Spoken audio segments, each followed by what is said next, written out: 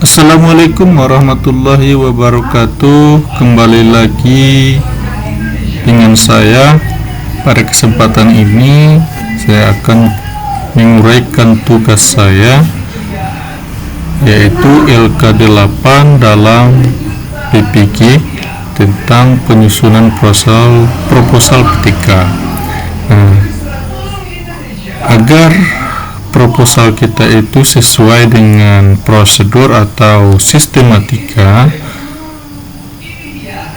maka kita harus memperhatikan beberapa kerangka yang harus kita buat dalam proposal PTK kita tersebut. Namun sebelum itu saya ingin coba menjelaskan PTK itu apa sih gitu kan.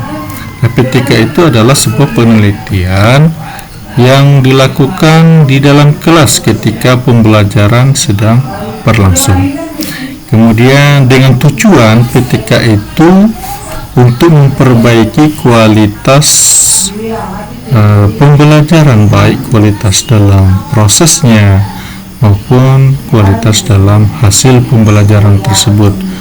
Ya, dengan memenuhi prinsip yang profesional, kemudian dilakukan secara terus-menerus, dan pelaksanaan PTK tersebut tidak boleh mengganggu tugas utama kita sebagai guru. Nah, tentunya dalam pembuatan PTK ini juga kita perlu adanya kolaborasi dalam pelaksanaan ini, kolaborasi dengan guru-guru lain, supaya ada peningkatan atau masukan, kritikan dan saran dari guru lain, sehingga terjadilah peningkatan proses praktik pembelajaran. Kemudian di sini ada beberapa kerangka yang harus kita perhatikan. Ada halaman judul. Nah, judul itu harus ringkas, kemudian mencerminkan tindakan, kemudian menunjukkan perbaikan pembelajaran dari yang sebelumnya ke yang lebih baik. Kemudian sasaran atau topik sasarannya itu siapa, kelas berapa, gitu kan. Nah, sebagai salah satu contoh judul, yaitu misal nih, penerapan model pembelajaran small group discussion untuk meningkatkan motivasi belajar kelas 10 akuntansi misalnya. Nah, setelah itu ada kata pengantar, kemudian daftar isi, kemudian ini ada bab 1, yaitu bab 1 itu adalah pendahuluan, yang bagiannya ada latar belakang masalah, pembatasan dan rumusan masalah, tujuan penelitian, kemudian manfaat penelitian. Nah, di sini saya ingin menjelaskan latar belakang masalah itu adalah sebuah deskripsi tentang motivasi belajar yang memiliki dampak langsung pada hasil belajar peserta didik tersebut, sehingga apa yang melatar belakangi secara intrinsik maupun ekstrinsik, sehingga hasil belajar itu cenderung rendah ataupun berhasil. Nah, seperti itu. Kemudian kita batasi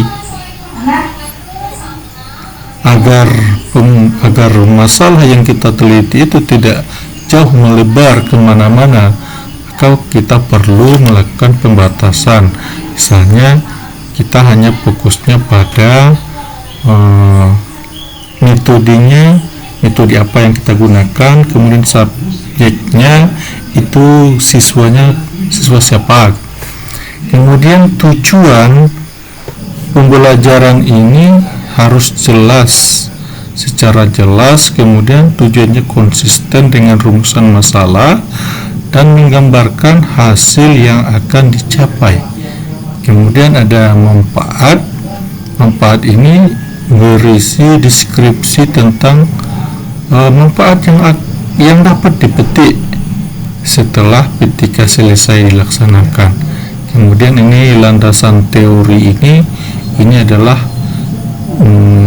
bagian dari deskripsi teoritis atau konsep-konsep yang terdapat dalam judul masalah penelitian ini. Mungkin ya berasal dari sumber-sumber atau teori yang relevan. Kemudian kita mendeskripsikan hakikat dari masing-masing teori tersebut,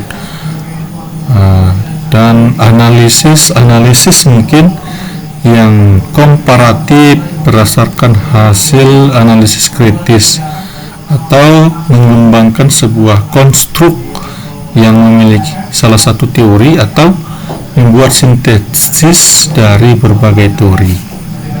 Nah, kemudian ini penelitian terdahulu ini adalah mungkin ada penelitian yang relevan yang hampir sama dengan penelitian yang kita lakukan. Nah, di sini kita muatkan penelitian sebelumnya. Kita mungkin bisa cari di media atau di internet gitu ya. Kemudian hipotesis penelitian ini merupakan sebuah tindakan yang berupa pernyataan bahwa solusi yang ditawarkan itu ya benar-benar dapat menyelesaikan masalah. Nah, jadi itu sebetulnya tergantung kepada teori yang menghubungkannya.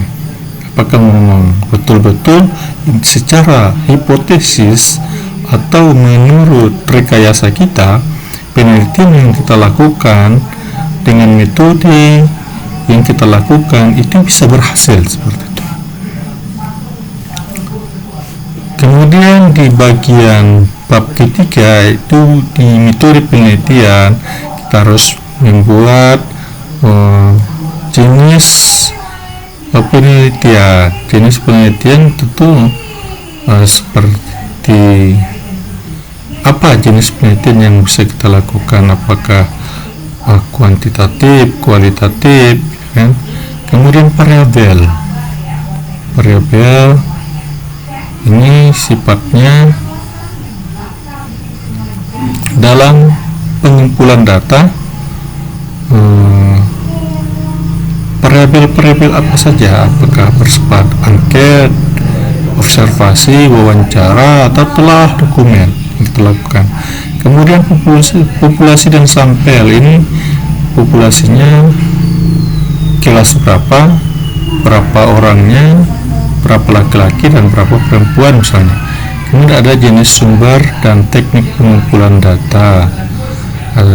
Tentu teknik pengumpulan data ini ada dua macam ya, kuantitatif dan kualitatif. Nah, dari data yang didapatkan dari hasil dari jenis sumber dan teknik pengumpulan data ini akan diolah dan dianalisa serta diuji secara hipotesis apakah memang betul teknik analisis datanya itu berhasil.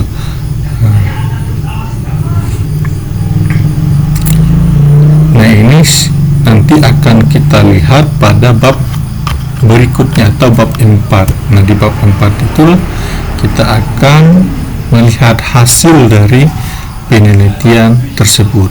Nah, inilah beberapa kerangka yang harus kita laksanakan, harus sesuaikan dengan sistematika yang ada ini.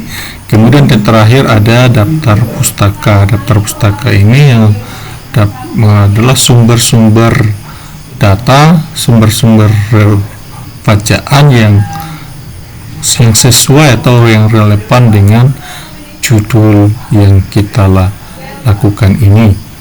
Oke, terima kasih atas waktu dan kesempatannya. Assalamualaikum warahmatullahi wabarakatuh.